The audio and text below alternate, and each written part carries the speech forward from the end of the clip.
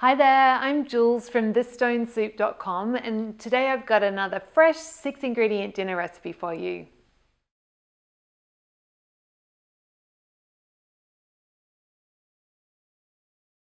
Okay, so I've got a pan heating up on or a pot heating up on a medium high heat. I'm going to get a bit of oil in, and then I've just got a quarter of a large cabbage, so it's about 500 grams, about a pound of cabbage that I've just sliced up. You can do it as finely or as chunkily as you feel like. Obviously, the more chunky, the longer it's going to take to cook. So I'm going to get that in the pan, and then just pop in a splash of water, so just a couple of tablespoons. We'll get the lid on. I'm just going to cook it for a few minutes, and we'll give it a stir. I've had the cabbage cooking for probably, I don't know, 5 or 6 minutes, and I've just had the lid on most of the time, but just been giving it a bit of a stir. I think I've stirred it twice. So that's what you want, just for the cabbage to be kind of steamed and cooked down, sauteed I guess more. And I like to leave it a little bit crunchy, but you can cook it till it's really soft. It's up to you. Just a little bit al dente for me. Great, so I'm going to season it with soy sauce, such a secret, amazing ingredient. 1, 2, and I'm using sherry vinegar, but you could use any wine vinegar or apple cider vinegar, whatever you've got.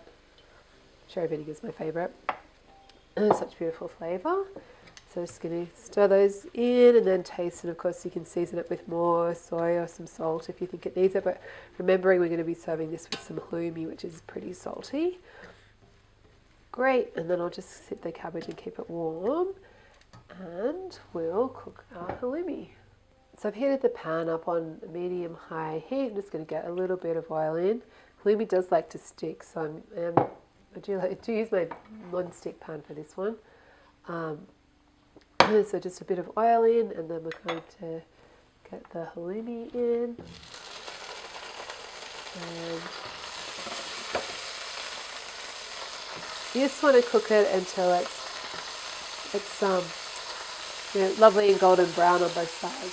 So when your halloumi is beautifully browned, I don't get too worried about it.